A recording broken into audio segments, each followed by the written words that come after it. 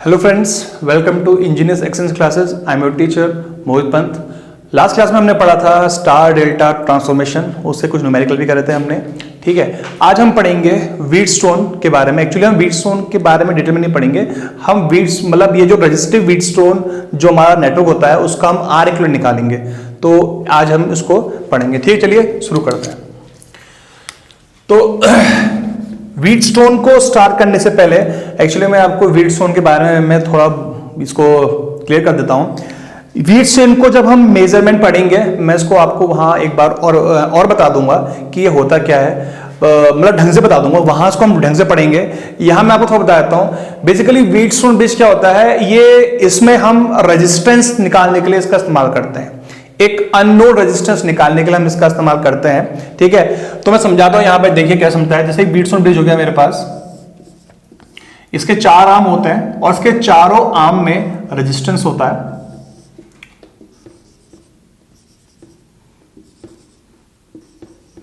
ठीक है, अच्छा यहां पे हमारी सप्लाई होती है। हम डीसी सप्लाई भी दे सकते हैं, 2 टाइप का होता है, डीसी में भी होता है और एसी में भी होता है। ठीक है, ये 4 आर्म हो गए। इसमें ये आर्म होती है, इसमें रेजिस्टेंस अननोन होता है, इसकी वैल्यू हमें निकालनी होती है। ये स्टैंडर्ड रेजिस्टेंस होते हैं, ये वेरिएबल होता है। और ये तो हमारे क्रॉस आर्म वाले होते हैं। इसका नाम देता हूं मैं R2, इसका नाम देता हूं R3, इसका नाम R4, इसका नाम हो गया R2, इसका नाम हो गया R3। ये कॉर्नर्स हो गए, ये हो गया A और ये क्या हो गया B। ये क्या हो गई, हमारी वोल्टेज हो गई। और बीच में हमारा लगता है डिटेक्टर, या हमें डिटेक्टर लगाते हैं। ठीक है, ये गैल्वेनोमीटर हो सकता है हमारा डिटेक्टर, हम गैल्वेनोमीटर लगाते हैं। ठीक है, तो इसके अंदर जो करंट फ्लो करती है वो होती है IG, इसको बोलते हैं हम गैल्वेनोमीटर करंट। ये एक नल डिफ्लेक्टिंग हमारा डिवाइस होता है। ठीक है, इसका काम क्या होता है, अननोन रेजिस्टेंस निकालने का। आप पूछोगे कि हमारे पास रेजिस्टेंस निकालने के लिए ओम मीटर भी तो है। हाँ बेशक है, लेकिन होता क्या है, ओम मीटर की एक्यूरेसी कम होती है, इसकी एक्यूरेसी बहुत ज्यादा होती है। तो अगर आपको किसी रेजिस्टेंस को बहुत प्रिसाइज निकालना है, बहुत एक्यूरेट निकालना है, तो वी यूज व्हीटस्टोन ब्रिज। ठीक है, यहां पे हम ज्यादा मेजरमेंट में नहीं घुसेंगे, क्योंकि यहां पे हमें सिर्फ उसका रेजिस्टिव इक्विवेलेंट निकालना है। इसको हम मेजरमेंट में और सही से पढ़ेंगे। यहां पे बस मैं आपको इसका कॉन्सेप्ट समझा रहा हूं। तो होता क्या है कि आपका ब्रिज है, हमें इसकी वैल्यू निकालनी है। तो कैसे निकालते हैं, हम इसको वेरी कराते हैं। ठीक है, इनिशियली क्या होता है, ब्रिज आपका अनबैलेंस होता है, अनबैलेंस ब्रिज होता है। अनबैलेंस मतलब क्या होता है, आपका IG इक्वल टू कितना होता है, IG 0 नहीं होगा। गैल्वेनोमीटर में करंट 0 नहीं होती है, तो गैल्वेनोमीटर का पॉइंटर क्या करेगा, आपका डिफ्लेक्ट करता रहता है। हम क्या करते हैं, ये जो वेरिएबल रेजिस्टेंस है, इसकी वैल्यू को क्या करते हैं, चेंज करते रहेंगे। तो चेंज करते रहेंगे, एक ऐसी कंडीशन आती है जब आपकी IG इक्वल टू कितनी हो जाती है, 0 हो जाती है। इसके अंदर कोई करंट नहीं जाएगी, मतलब ये कोई डिफ्लेक्शन शो नहीं करेगा, ये नल डिफ्लेक्शन में आ जाता है। और ऐसा तब होता है जब इस पॉइंट पे और इस पॉइंट में जो पोटेंशियल है वो हमारा क्या हो जाता है, सेम आ जाता है। VA इज इक्वल टू कितना हो जाता है, VB हो जाता है। तो यहां पोटेंशियल 0 हो गया, तो पोटेंशियल ये पोटेंशियल और ये पोटेंशियल सेम हो गया, तो पोटेंशियल डिफरेंस कितना हो जाएगा, 0 हो जाएगा। तो गैल्वेनोमीटर अगर VA इक्वल टू VAB है, तो VAB इक्वल टू कितना हो जाएगा, 0 हो जाएगा, बिकॉज VAB कितना होता है, VA माइनस VB होता है। ठीक है, तो यहां वोल्टेज कितनी जाएगी, 0 जाएगी, करंट 0 जाएगी। अब बोलोगे आप, अगर ऐसा हो गया, आप बोलोगे कि ब्रिज क्या हो गया है, बैलेंस हो गया है। ब्रिज क्या हो गया है, बैलेंस हो गया। जब ब्रिज बैलेंस होता है तो कंडीशन होती है, रेशियो हो जाता है RX upon R2 equal to जाता है R3 अपॉन R4, और आप R2 को ऊपर भेजो तो फॉर्मूला बन जाएगा RX is equal to R2 into R3 upon R4। तो ये कंडीशन हमारे यहाँ पे बन जाती है। जब ब्रिज बैलेंस होगा तो बैलेंस कंडीशन में क्या होगा, ये रिलेशन आ जाता है। आपको R2 पता होता है, R3 पता होता है, ये पता होता है, आप इसके हेल्प से इसको आप निकाल सकते हो। ठीक है ना, तो ऐसा कुछ इसका ऑपरेशन होता है। बाकी इसके बारे में हम पढ़ेंगे मेजरमेंट में, मैंने खाली आपको यहाँ पे समझा दिया। अब इसके रजिस्टिव क्वेश्चन कैसे बनते हैं वो हम यहां पे देख लेते हैं। मोस्टली जो इसके क्वेश्चंस आते हैं नेटवर्क्स में, जो क्वेश्चंस आते हैं इसके ब्रिजेस के, they are of balance condition. Balance condition के बहुत आते हैं। 80% जो हमारे क्वेश्चंस होते हैं बैलेंस के होते हैं, और 20% जो क्वेश्चंस होते हैं वो अनबैलेंसिंग होते हैं। मैं आपको दोनों पे बता दूंगा, पहले बैलेंसिंग बताऊंगा फिर मैं आपको अनबैलेंस के बताऊंगा। तो पहले हम थोड़े बैलेंसिंग क्वेश्चन देख लेंगे। Balanced Wheatstone bridge, wheat balanced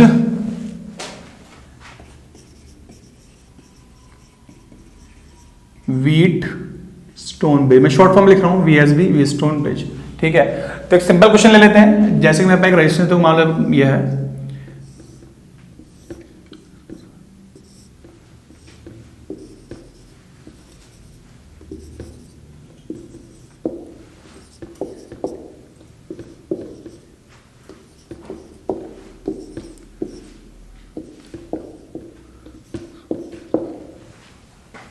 ठीक है, एक क्वेश्चन है मेरे पास, ठीक है ना, और इसके में लगा है यहां पे 7। सिंपल क्वेश्चन है, बहुत ही आसान क्वेश्चन है, इसको हम समझ लेंगे। ठीक है ना, ये क्वेश्चन ऐसा क्वेश्चन आपने पहले भी किए होंगे अपने टाइम में। ठीक है, अब इस क्वेश्चन में क्या है देखते हैं। ऐसा क्वेश्चन आपके पास एग्जाम में आएगा और बोलेगा आरए भी निकाल लो। तो पहले आपको चेक करना है कि ब्रिज बैलेंस है कि नहीं। आप क्या चेक करोगे, इसको या तो दो को डिवाइड कर लो, 4/8 हाफ, 3/6 हाफ, दोनों सेम आ रहा है, मतलब ब्रिज बैलेंस है। आप ऐसे भी चेक कर सकते हो, 4 × 6 12, सॉरी ये 24, और 3 × 8 24, मतलब ये ब्रिज क्या है, बैलेंस है। बैलेंस है तो बीच आर्म में कोई करंट फ्लो नहीं करेगी। अगर बीच के आर्म में कोई करंट फ्लो नहीं करेगी तो इसको मैं हटा देता हूं। 7 ओम हट गया, 7 ओम हटा तो ये दोनों किसमें आ गए, आपस में पैरेलल में आ गए। 4 + 3 कितना हो गया, 7, और नीचे वाला कितना हो गया, 8 + 6 14। तो 7 और 14 आपस में क्या ये क्या आ गए, पैरेलल आ गए। 7 × 14 अपॉन 21 हो गया, ये कट गया। 3 कितना आंसर आ गया, 14/3 ओम इसका आंसर आ गया। तो क्वेश्चन हमारे ऐसे क्या हो जाएंगे, सॉल्व हो जाएंगे। तो क्या करना है, ब्रिज बैलेंस होगा, ब्रिज को बैलेंसिंग चेक करनी है। या तो क्रॉस आर्म देख लो, ये अपॉन इक्वल टू ये अपॉन है, या इसको आप आपस में मल्टीप्लाई करके देख लो। ब्रिज बैलेंस है तो बीच आर्म को आप हटा सकोगे। तो ध्यान देना, जहां पूछा गया है उसी आर्म को हटाओगे। ठीक है, अच्छा क्वेश्चन है जो बहुत एग्जाम्स में आता है, कॉमन क्वेश्चन है। ठीक है, एंट्रेंस एग्जाम्स में बहुत ज्यादा आता है, इसको देख लेते हैं।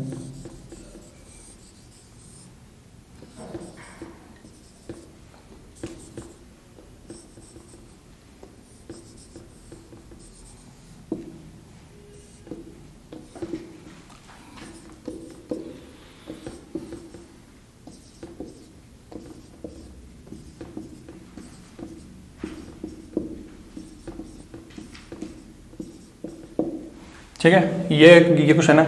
अच्छा एक चीज और सुन लीजिए, ये अभी हम पढ़ेंगे आगे। कभी भी अगर दो तार आपको ऐसे दिखती है, ऐसे या ऐसे दिखती है, तो इसका मतलब ये है कि आपस में जॉइंट नहीं है, ये कनेक्शन नहीं है आपस में, ये एक दूसरे के ऊपर से जा रही है। अगर कहीं अगर आपको ऐसे दिखता है तभी आपस में जॉइंट है। ये एक नोड, ये एक जंक्शन, आप सोच सकते हैं नोड बन गई है, नोड। यहां कोई नोड नहीं है, यहां कोई नोड नहीं है, तो ये आपस में जॉइंट नहीं है। तो आपको ये ध्यान ये देना होता है कि ये जॉइंट आपस में नहीं। खाली कॉन्सेप्ट है समझने का कि ऐसा सा होता है। ठीक है, मैं इसको रब कर रहा हूं। तो देखते हैं कि इसका आरए भी निकालना है। देखो ये बड़ा वाला बेस देखो, 2 × 2 = 2 × 2 4 हो रहा है, 2 × 2 4 = 2 × 4। तो जो सेंट्रल आर्म में वर्क नहीं करेगी इसको हटा देते हैं, इसको हटा दिया। इसको नहीं हटाओगे ना, बिकॉज ये जिसके बीच में पूछा गया है उसको तो लोगे, अपोजिट कॉर्नर वाली हटाओगे अगर वो बैलेंस है तो फिर ये अपोजिट वाली हट गई है। इसमें ब्रिज बैलेंस है, 2 × 2 = 2 × 2 4 = 2 × 2 4। तो ब्रिज वाली ब्रांच क्या हो जाएगी, हट जाएगी। तो देखो ये कितने हो गए, 4 4 4, सब पैरेलल 4 आ गए, सब सारे 4 4 हो गए। और 4 पैरेलल में कितने बार पैरेलल में, 3 बार। इसका आंसर कितना आ जाएगा, 4/3। हमारे पास था ना R/n, तो R की वैल्यू कितनी है, 4, और कितने बार पैरेलल में है, 3। तो इसका आंसर कितना है, 4/3 = 1.33 ओम। ये इसका आंसर आ गया। ठीक है, तो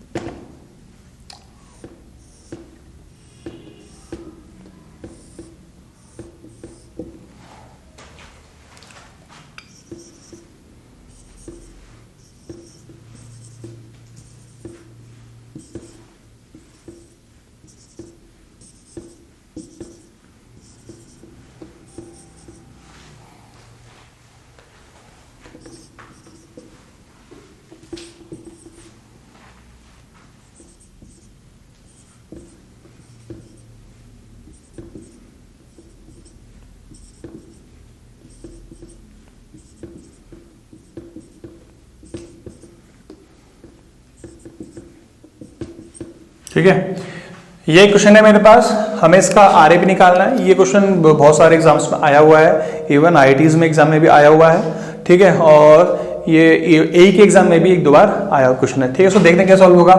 अगेन चेक करना है कि ब्रिज बैलेंस है कि नहीं। देखो 4 × 4 16 इज इक्वल टू 4 × 4 16, ठीक है।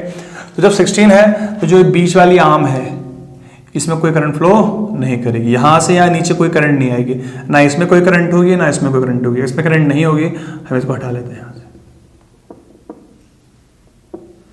कोई करंट नहीं होगी, सिर्फ करंट यहां से आएगी, यहां से यहां जाएगी, ऊपर से कोई करंट नहीं है, तो जिसमें करंट नहीं है उसको हटा देते हैं। अब दो क्वेश्चन आसान बन जाएगा। ऊपर वाली बात कितनी हो गई, 4 + 4 8, ठीक है। ये कितना होगा देखो 8 8 8 8 पैरेलल में कितना हो जाएगा 4, फिर 4 + 2 6 6 + 2 8, अगेन ये कितना हो गया 8 हो गया। अगेन ये भी कितना है हमारा 8, तो तीनों पैरेलल में कितने बन गए हमारे 8 बन गए। और 8 कितने बार पैरेलल में है, 3 बार पैरेलल में, तो उसका आर्गुमेंट कितना आ जाएगा, this will be equal to 8/3। Answer will be this, ठीक है ना। तो बड़े से बड़ा क्वेश्चन है, जो बड़ा क्वेश्चन आएगा इसमें, जो बहुत बड़े क्वेश्चन आएंगे, आपको देखना है कि ये ब्रिज बन रहा है या फिर ये ब्रिज नहीं आपका बन रहा है। आप देख लोगे कि ब्रिज कैसे कैसे आपका फॉर्म हो रहा है, ठीक है ना। Most of the time bridge बन रहा होगा। ब्रिज जो बैलेंस ब्रिज क्वेश्चन बहुत ज्यादा आते हैं, मतलब जो वीड्स होंगे ब्रिज आते हैं उसमें मोस्टली क्वेश्चन क्या होते हैं, बैलेंस होंगे, ठीक है ना। तो आपको चेक करना है कि ब्रिज बैलेंस है या नहीं। जैसे अगर आपका ब्रिज बैलेंस है, आपको सेंटर आपको हटाना है और आपको इक्विवेलेंट निकालना, तो ये क्वेश्चन हमारा क्या हो जाएगा, सॉल्व हो जाएगा, ठीक है। चलिए अब थोड़े नोट्स लिख लेते हैं। मैंने अभी हमने जो व्हीटस्टोन ब्रिज के बारे में पढ़ा कि कैसे कैसे क्वेश्चन फॉर्म होने हैं, इसकी एप्लीकेशन हमारी आगे बहुत सॉल्व होगी। मैंने आपको ये इसलिए समझा रहा हूं बिकॉज जब हम केबल केसे पढ़ेंगे तो वहां पे सबकी एप्लीकेशन का इस्तेमाल होगा, ब्रिज का भी होगा, स्टार डेल्टा ट्रांसफॉर्मेशन का भी होगा, ठीक है ना। तो हमें ध्यान देना है, इनको यहां समझना है और इनके रिलेटेड क्वेश्चन करने हैं, ठीक है। और ठीक है ना। अच्छा, तो अभी थोड़ा नोट लिख लेते हैं। इसका कुछ नोट्स हैं, बैलेंस में कुछ नोट्स हैं। ये नोट्स क्या है आप इसको मैं समझा देता हूं, ठीक है ना। कुछ नोट्स हैं, ये आप याद कर लोगे तो बेटर है। अच्छा, ये क्वेश्चन देखो एग्जाम में बहुत बार आता है।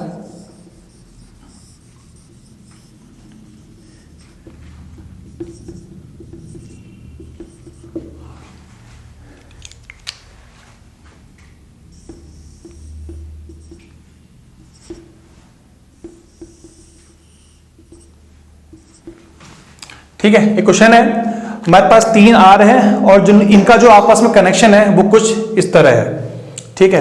और ये हमारा पॉइंट हो गया ए और ये पॉइंट क्या हो गया बी। हमें फाइंड करना है resistance between point a and b. तो क्वेश्चन हमारा इस तरह क्या होना है, सॉल्व होना है, ठीक है। ये क्वेश्चन है आपका, एग्जाम में क्वेश्चन बहुत बार आता है। क्या हो सकता है आपको इसका रिजल्ट भी याद हो, बट क्वेश्चन को सॉल्व कैसे करना है मैं आपको यहाँ पे समझा देता हूँ। और आपको अगर क्वेश्चन समझ में आ गया तो आप इसको एक बार कर सकते हो, ठीक है। तो देखते कैसे सॉल्व करते हैं इसको। अच्छा, यहां पे देखते हैं पहले नोड कितनी है। देखो ये नोड, एक नोड ये है, एक नोड ये है, एक नोड ये है, एक नोड ये नोड ये सेम ही है, तो इस नोड का नाम हो गया ए। ये नोड यही सेम है, इसका नोड का नाम क्या हो गया बी। 2 नोड और हैं, एक नोड ये है, इस नोड का नाम ले लेता हूं मैं सी और इस नोड का नाम ले लेता हूं मैं डी। अच्छा देखो, जो नोड ए है वो किससे जुड़ रही है, डी से, और जो नोड बी है वो किससे जुड़ रही है, सी से, ठीक है। तो क्या काम करते हैं, सबसे पहले जो नोड, देखो इसको ट्रिक है, जैसे ये देखो नोड, देखो इस नोड पे 2 ही ब्रांचेस है मेनली, यहां देखो 3 ब्रांचेस हैं, 1 2 3। तो जो कम वाली ब्रांच वाली होती है उसको ज्यादा वाली से हम क्या करते हैं, जोड़ देते हैं। जिस ब्रांच में, जिस नोड पे अगर 2 ब्रांच है और किसी नोड पे अगर 3 ब्रांचेस है, अगर आप दोनों आपस में क्या हो रही हैं, शॉर्ट हो रही है, तो वो शॉर्ट हो रही है, इसको हम क्या बोलते हैं, शॉर्ट होना बोलते हैं। शॉर्ट मतलब आपस में जुड़ना। अगर ये जुड़ती हैं तो हम ये करते हैं, जिसपे नोड, जिसपे ब्रांचेस कम होती हैं उस वाले को जिसपे ब्रांच ज्यादा होती है उससे जोड़ देते हैं। एक्चुअली टर्म होता है डिग्री, इसको हम पढ़ेंगे ग्राफ थ्योरी पे कि जिस नोड पे जितनी ब्रांचेस आती हैं उसको हम उसकी डिग्री बोलते हैं। तो लोअर डिग्री वाली को हम हाई डिग्री से जोड़ देंगे। तो आपको क्या करना है, आपको इसको इससे क्या करना है, जोड़ना। तो कैसे जोड़ेंगे, देखिए देखो ये दिख रहा है आपको, ये मान लो ये पेन, ये आपको पेन दिख रहा होगा, मार्कर दिख रहा होगा, ये इसका एक पॉइंट ए है और इसका ये पॉइंट क्या है, सी है, और ए कहां जोड़ रहा है, बी से। तो मैं इस ब्रांच को उठाता हूं, मुझे इसको यहां जोड़ना है, चिपकाना है, तो मैं इसको ऐसा उठाता हूं और इसको मैं यहां क्या कर देता हूं, मर्ज कर देता हूं। ठीक है, मैंने क्या करना है, मुझे इसको उठाना है और मुझे इसको उठा के क्या करना है, यहाँ पे मुझे मर्ज कर देना है। तो मैं इसको यहाँ से उठा के क्या कर दूंगा, यहाँ पे मेरा मर्ज कर देता हूँ। ठीक है, मुझे उठाना है, यहाँ से उठाना है, यहाँ क्या करना है, इसको मुझे यहाँ आके इसको मर्ज कर देना है। चलो जैसा अगर मान लो इसको समझने के, देखो एक मैं आपको एक कॉन्सेप्ट पहले समझा देता हूँ।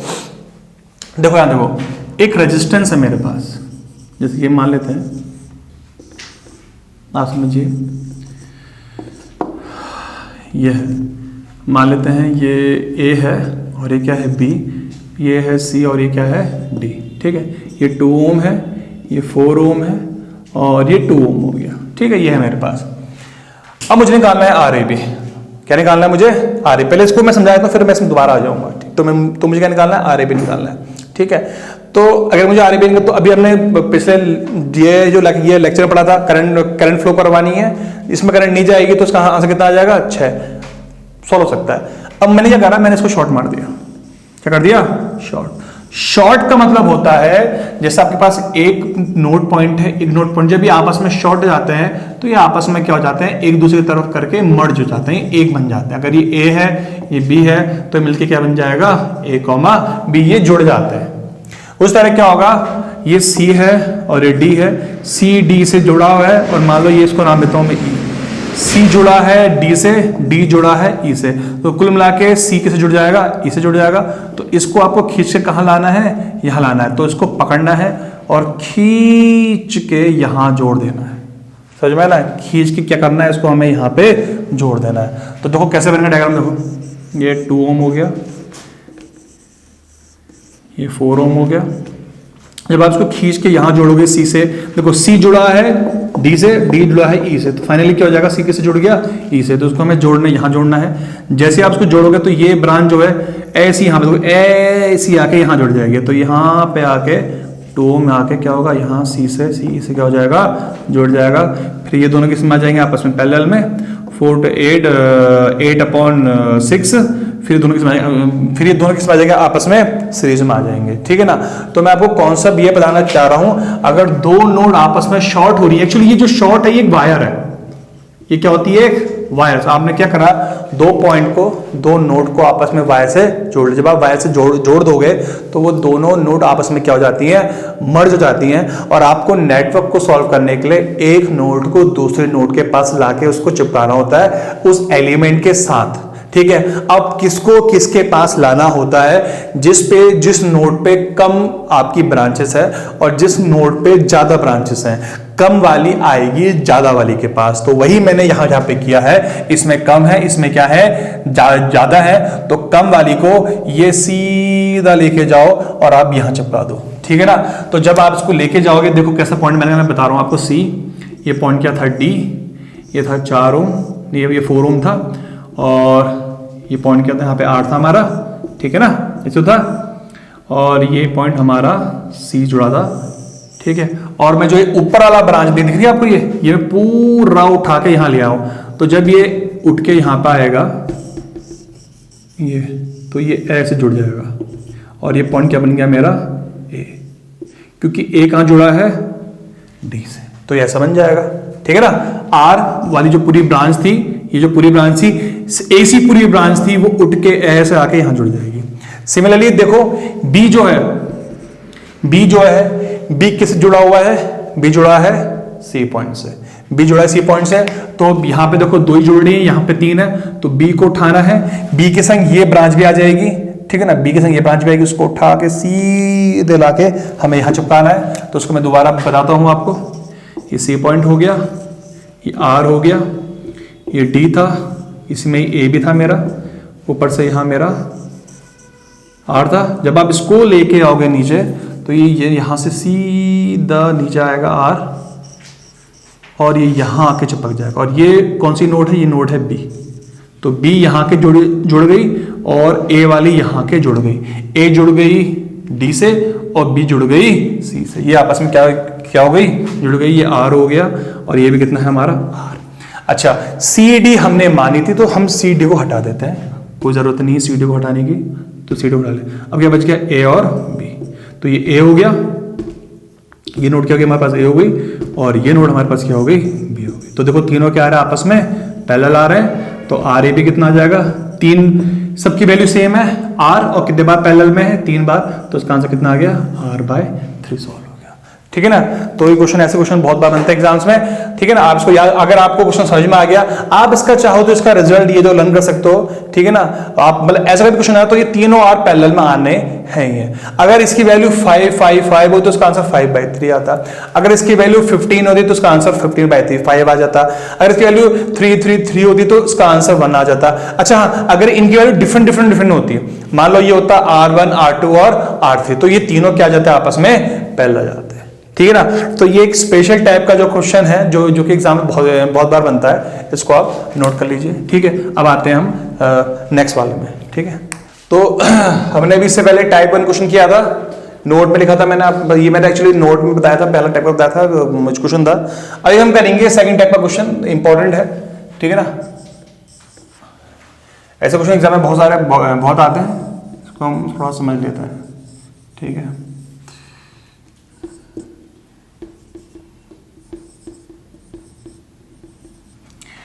तीन रजिस्टर है, ठीक है, यहां से ये शॉर्ट हुआ है और यहां से ये एक रजिस्टर है। ठीक है, ये क्वेश्चन पिछला जो किया हमने उसके तरह ही सेम है, पर थोड़ा चेंज क्या है कि वहां यहां शॉर्ट था, यहां शॉर्ट था, यहां पे क्या है, यहां शॉर्ट है बट यहां पे रजिस्टर है। ठीक है, तो इसको मैं सॉल्व करना है, तो सबसे पहले क्या काम करना है, वही काम करना है जो हमने वहां किया था। इनको एक नाम असाइन कर लेते हैं, मान लेते इस नोड का नाम सी कर लिया, इसका नाम क्या कर लिया मैंने, डी कर लिया।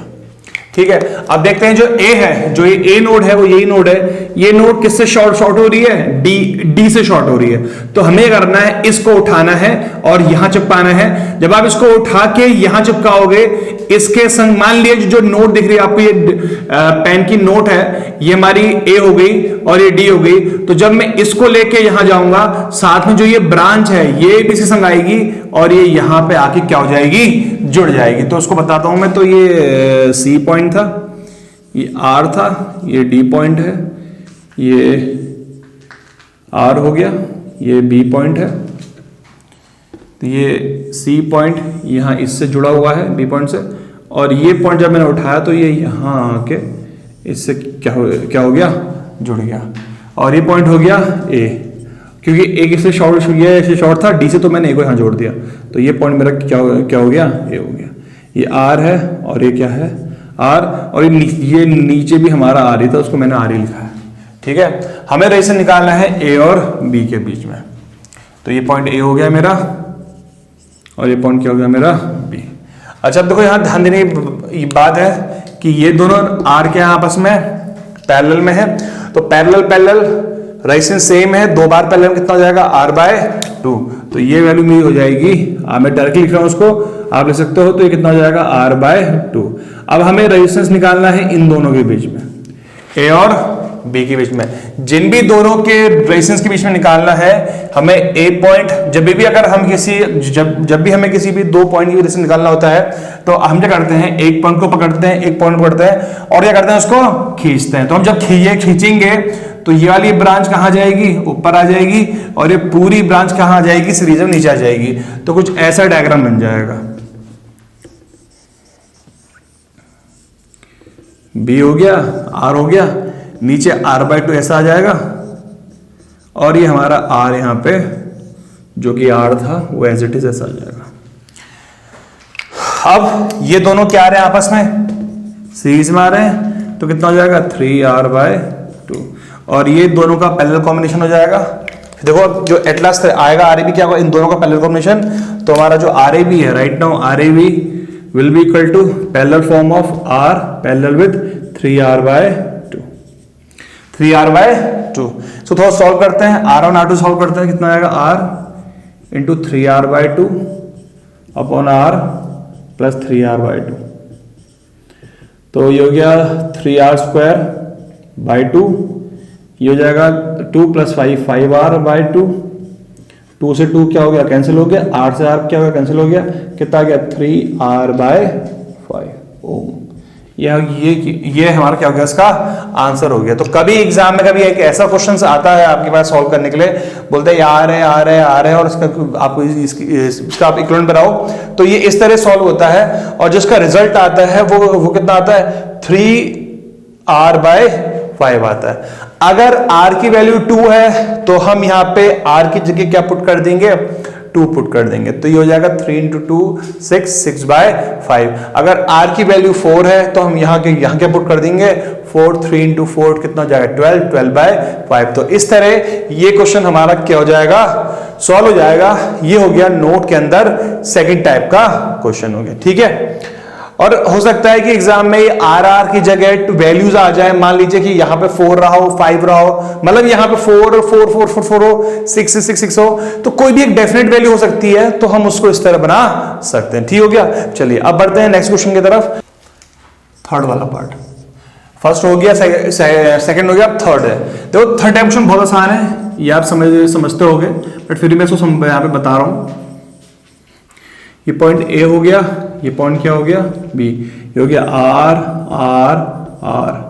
तो यहां से नोट उठाई मैंने यहां डाल दी, और यहां से नोट उठाई मैंने आर के फॉर्म में यहां डाल दी, ये भी आर है।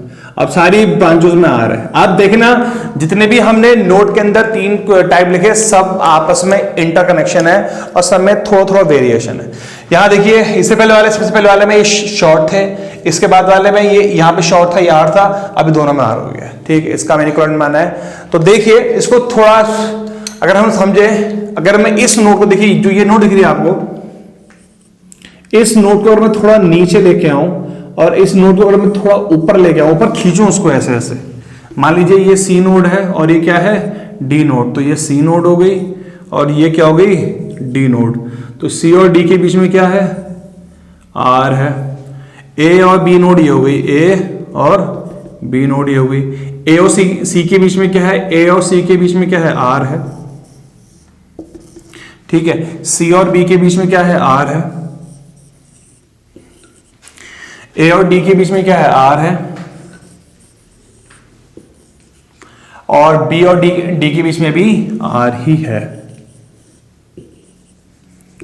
ठीक है। कुछ नहीं किया है, आप मैंने तो नोट बारीक से बनाया है, आप चाहो तो इसको ऐसे पकड़ो और ऐसे खींच दो ऊपर को, ऐसे करके ऐसे खींच दो, तो ये कुछ इस टाइप का शेप आ जाएगा। तो ये हमारा एक तरह से क्या बन गया, ब्रिज बन गया। आप देखोगे कि एक तौर से क्या है, it is a Wheatstone bridge, but इसका रिप्रेजेंटेशन ऐसे ना होकर ऐसे रिप्रेजेंट हो गया, ठीक है। जो ये ब्रिज है, ये बैलेंस आप चेक कर सकते हो, R into R equal to R into R, और R upon R equal to R upon, ये ब्रिज क्या हमारा बैलेंस है। जब ब्रिज बैलेंस होता है तो जो इसकी ये वाली क्रॉस आर्म की वाली ब्रांच होती है, इसको हम हटा देते हैं, तो इसका सीरीज फॉर्म कितना आएगा, R R two R, R R two R, two R parallel में आ जाएंगे, तो दो रेजिस्टेंस हैं सेम है, 2 बार पैरेलल में, तो 2r/2 डिवाइड बाय 2 कितना, इसका आंसर कितना आ जाएगा, इसका आंसर आ जाएगा आर आ जाएगा। आर ए इक्वल टू हमारा कितना हो जाएगा आर, इसका आंसर हो गया, ठीक है। तो ये क्वेश्चन था हमारा, इसमें है ये जो क्वेश्चन था ये हमारा क्या बन रहा है, एक तौर से व्हीटस्टोन ब्रिज बन रहा है। तो हमने नोट के अंदर 3 क्वेश्चन करे हैं, टाइप 1 2 3। तो आप प्लीज इन क्वेश्चन को नोट कर लीजिए, ये क्वेश्चन बहुत इंपॉर्टेंट है और एग्जाम में आए हुए क्वेश्चन है, ठीक है। अच्छा तो चलिए अब थोड़ा आगे बढ़ते हैं। अच्छा इसमें अब एक चीज क्या है कि हमने जब व्हीटस्टोन ब्रिज पढ़ा, पहले हमने इस लेक्चर में व्हीटस्टोन ब्रिज के बारे में पढ़ा। व्हीटस्टोन ब्रिज क्या होता है, थोड़ा बहुत मैंने आपको मतलब एक ये जो आइडिया दिया, उसके कुछ न्यूमेरिकल करे। मोस्टली हमने जो क्वेश्चंस करे वो बैलेंस वाले करे हैं कि ब्रिज बैलेंस है। हो सकता है एग्जाम में ब्रिज के अनबैलेंसिंग क्वेश्चन भी आ सकते हैं कि ब्रिज अनबैलेंस हो और उसका इक्विवेलेंट रेजिस्टेंस निकालने के लिए बोल सकता है, ठीक है। तो अगर आपका व्हीटस्टोन ब्रिज अनबैलेंस है तो उस केस में क्वेश्चन को कैसे सॉल्व करना है, वो क्वेश्चन को हम यहां पे एग्जाम्पल के तौर पे सॉल्व करेंगे, ठीक है। तो उसको सॉल्व करते हैं कि क्वेश्चन स्पेशल टाइप के अंदर आ जाएगा, इसको बोलेंगे हम व्हीटस्टोन ब्रिज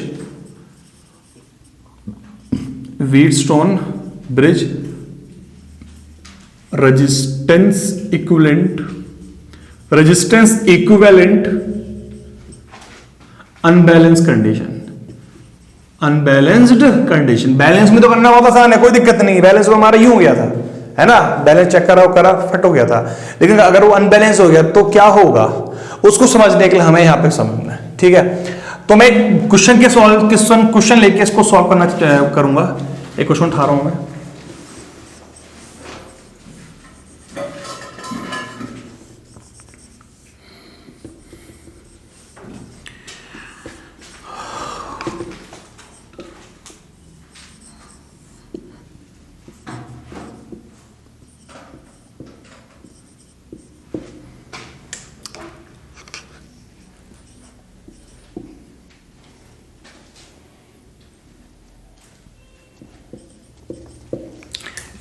ये मैंने क्वेश्चन ले लिया, देखिए कितना है 4 ओम, 6 को मैं 8 ले लेता हूँ, कोई दिक्कत नहीं है।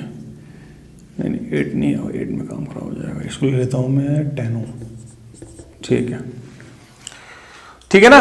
ये क्वेश्चन हो गया मेरे पास 4 ओम, 6 ओम, 8 ओम, 10 ओम और 12 ओम। मुझे इसका आर इक्विवेलेंट निकालना है और ये पहले चेक कर लेता हूं।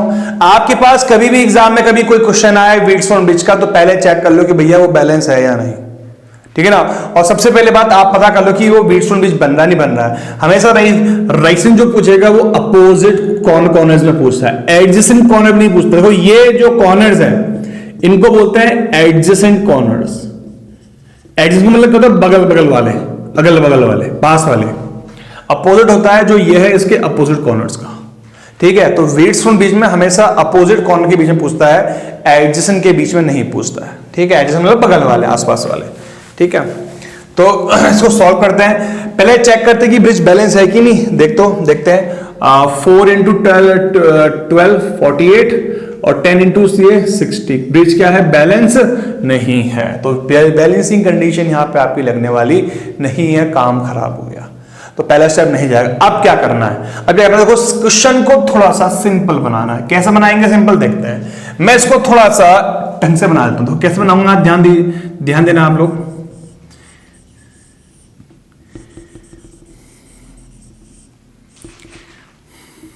ए बी और ये देखिए मैंने थोड़ा सा सिंपल बना दिया है।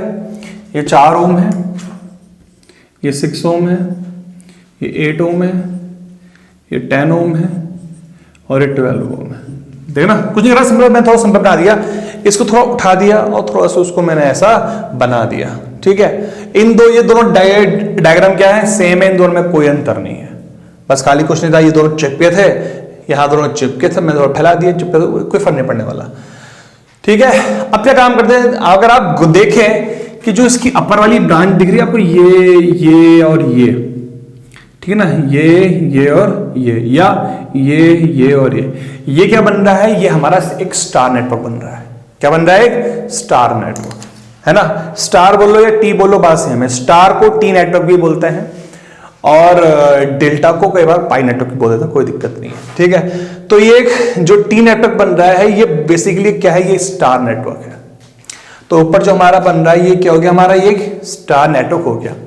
तो ये भी स्टार बन रहा है, नीचे वाला भी स्टार बन रहा है, दोनों ही स्टार बन रहे हैं और टी नेटवर्क बोल सकते हो आप इनको, ठीक है। हम क्या करते हैं, ऊपर वाले का डेल्टा ट्रांसफॉर्मेशन कर देते हैं। हम चाहे तो इसका भी कर सकते थे, कोई दिक्कत नहीं, बट मैं ऊपर वाले कर रहा हूं। आप चाहे तो इसका कर लो या इसका कर लो, बात क्या है, सेम ही है, ठीक है ना।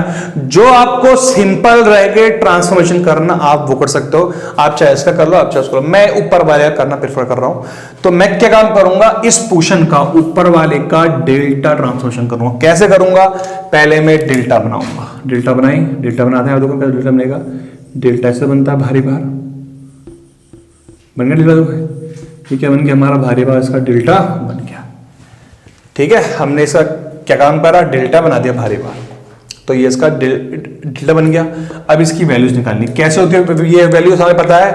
डेल्टा में जब हम स्टार से डेल्टा में आते हैं तो जो वैल्यूज आती है, सबका न्यूमरेटर क्या होता है, सेम, और डिनोमिनेटर में अपोजिट वैल्यू आती है, ठीक है। तो वैल्यूज निकालते पहले हम न्यूमरेटर सबका सेम होगा, तो न्यूमरेटर क्या होगा, सबका multiply 8 into 6 48 plus 6 into 4 24 plus 4 into 8 क्या 32, ठीक है। इसको ऐड कर लेते कितना आएगा, 4 10 14 ठीक है, 3 4 5 6 6 + 4 10 104 इसका आंसर आ गया। ठीक है, ठीक है, 104 आ गया। अब देखते हैं 104 इसके अपोजिट में क्या है 4, 104 डिवाइड बाय 4, तो ये वैल्यू आ जाएगी 104 डिवाइड बाय 4, तो 4 2 जा 8, 2 बच गया, कितना हो गया 6, तो ये हमारा कितना आ गया 26 आ गया। ठीक है, अब 104 डिवाइड बाय 6, 104 डिवाइड बाय 6 कितना हो जाएगा, 6 से ये नहीं जाएगा, ये हो जाएगा 52 डिवाइड बाय 3, तो उसको मैं 52 डिवाइड बाय 3 ही लिख लेता हूं, कोई दिक्कत नहीं है। ठीक है, और लास्ट है हमारा ये वाला, तो ये 104 डिवाइड बाय 8, 104 डिवाइड बाय 8 कर लेते हैं, तो कितना आएगा, इसका आधा कितना 52, इसका आधा 4, इसका आधा हो गया 26, इसका आधा कितना हो जाएगा 3, तो ये आ गया 26/3 हो गया। तो सबकी वैल्यू आ गई हमारे पास, डेल्टा में जितने भी थे सबकी वैल्यू मेरे पास आ गई। अब क्या करना है, अब ये काम करना है कि जो स्टार को तो आप में ट्रांसफॉर्मेशन हो गया है, अब ये करना है जो ये स्टार है इसको मैं हटा देना है, यहाँ से इसको मैं हटा देता हूँ, तो धीरे करके मैं स्टार को हटा देता हूँ। 26/2 हाँ सॉरी ये 26/2 होगा, हाँ 26/2 हो जाएगा। ठीक है, कोई दिक्कत नहीं है, और ये सही 26/2, अच्छा तो ये 13 हो जाएगा, 13, ठीक है, this will be equal to 13, थोड़ी कैलकुलेशन हो गई थी, मतलब मिस्टेक हो गई थी, तो कर लेते हैं, ये 13 हो जाएगा, ठीक हो गया, बाकी कोई मिस्टेक नहीं। ठीक है, तो ये 52/3 हो गया, ये 26 हो गया, और ये हमारा 13 हो गया। ठीक है, अब इसके बाद क्या करना है, देखो ये दोनों पॉइंट और ये पॉइंट आपस में क्या है, शॉर्ट है, ये पॉइंट और ये पॉइंट आपस में क्या है, शॉर्ट है, इनको हम आपस में मर्ज कर देते हैं। तो डायग्राम कैसे बनेगा देखते हैं। ऊपर कितना है मेरे पास 13, नीचे कितना आ रहा देखो 52/3, पैरेलल में क्या था इसके 10 ओम, उसके बाद ये पॉइंट था, ये जो नोड है देखिए आपको, इसके बाद क्या है 26 है, और 26 में पैरेलल में कितना है नीचे 12, और ये हमारा ऐसा हो गया, और ये नोड हमारी ऐसे बन गई। ठीक है, तो ये इस तरह हमारा, हम क्या करा, ये दोनों शॉर्ट थी, इन दोनों को जोड़ दिया, इन दोनों को जोड़ चिपका ले, तो ये दोनों के आपस में पैरेलल आ गए। ठीक है, अब हम क्या करते हैं, इनका पैरेलल फॉर्म निकाल लेते हैं, इन दोनों का, इसका पैरेलल फॉर्म निकाल लेते हैं, इसका पैरेलल फॉर्म निकालेंगे, फिर दोनों को सीरीज में जब ये जोड़ देंगे, और जो भी रिजल्ट आएगा उसको हम किस यहाँ पे पैरेलल में ले लेंगे। ठीक है, तो उसका पैरेलल फॉर्म निकालेंगे, कितना आएगा 52 × 3 × 10 डिवाइड बाय 52/3 + 10, तो जाएगा 520/3, कितना जाएगा 30 30 + 52 82/3, 3 से 3 कैंसिल हो, कितना आ गया 52/82, इसका आधा कर लेते हैं, कितना हो जाएगा, ये हो जाएगा 260 कितना 41। ठीक है, तो ये हो गया, इसको सॉल्व करके मेरा जो रिजल्ट आ गया ये आया 260/41। इसके बाद ये है 26 × 12, 26 × 12 अपॉन 26 + 12 कितना हो गया 38। इसका आंसर 6, इसका आंसर 19, देखिए 36 12 15 156/19, तो ये हो गया हमारा 156/19। ठीक है,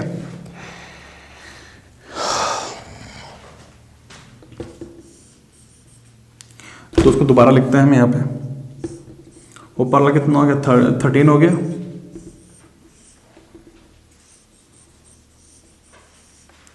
अच्छा उसके बाद क्या करेंगे, अब इसको कर लेते हैं डिवाइड, ये डिवाइड करते हैं, भाई ये वैसे जाएगा, मैं इसका मैं डायरेक्टली आंसर निकाल लेता हूँ कैलकुलेटर से।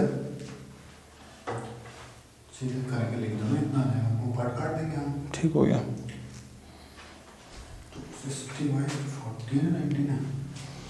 260/41,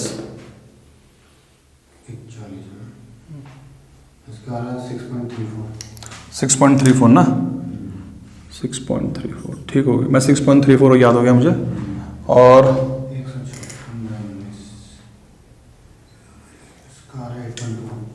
साइड में लिख देता हूँ एक बार, 6.34 6.3 कहते हैं 6.3 और इसका 8.2 ऐड करके हो जाएगा 14.5।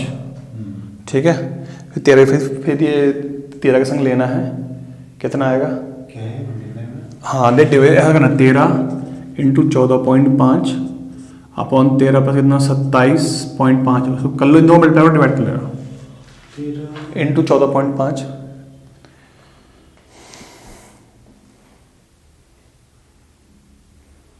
188.5 188। 88.5 हाँ इसको मल्टीप्लाई करके डिवाइड भी करा 27.5 डिवाइड भी कर लो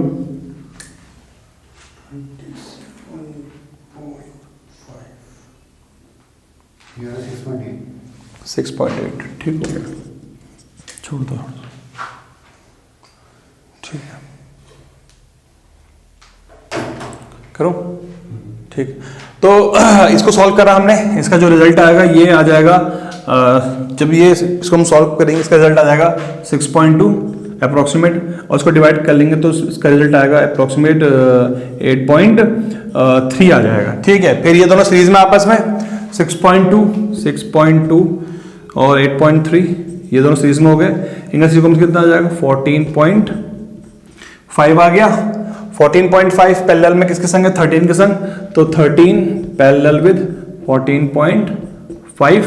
ठीक है, तो इसका आंसर अप्रोक्सीमेट आ जाएगा, आप कैलकुलेट कर लेंगे, इसका आंसर कितना आ जाएगा 6 पॉइंट कुछ, इसका आंसर आपका आ जाएगा 6.2 या 6.8 ओम के आसपास का आंसर आ जाएगा। ठीक है, तो बेसिकली हमने क्या करा, समझने का पॉइंट है। देखो अभी तो यहाँ पे हुआ क्या है कि कैलकुलेशन थोड़ी टिपिकल हुई, बिकॉज मैंने अपना ये अप्रोक्सीमेशन माना था। आपके एग्जाम्स में जो कैलकुलेशन आएगी वो थोड़ी इजी आएगी, ताकि आपको सॉल्यूशन क्या हो जाए, सॉल्व हो जाए। ठीक है, मैंने ये क्वेश्चन इसलिए कराया है ताकि आपको मैं एक ट्रिक बता सकूं कि कैसे हमें एक अनबैलेंस क्वेश्चन को क्या करना है, सॉल्व करना है। तो कभी अगर एग्जाम में एक अनबैलेंस व्हीटस्टोन ब्रिज आ जाता है, उसको सॉल्व करने का बेस्ट तरीका होता है स्टार डेल्टा ट्रांसफॉर्मेशन। आपको जो सही लगे, ऊपर वाला स्टार या नीचे वाला स्टार, आप कोई भी एक को ट्रांसफॉर्म कर सकते हो। ट्रांसफॉर्म करने के बाद फिर आपको सीरीज या पैरेलल में जोड़ना है, फिर नॉर्मल कैलकुलेशन है उसको आपको क्या करना है, सॉल्व करना है। ठीक है, तो इस तरीके से हमारा एक अनबैलेंस ब्रिज क्या हो जाएगा, सॉल्व हो जाएगा। ठीक है, तो चलिए आज के लिए इतना ही। आज हमने व्हीटस्टोन ब्रिज के बारे में पढ़ा, दोनों के देखे हमने, इसके बैलेंस वाले केस भी देखे, उसके अंदर जो नोट्स है वो भी देखे, और अनबैलेंस भी हमने देखे। आपको हमारा वीडियो पसंद आया, please like it, share it and subscribe our channel. Thank you.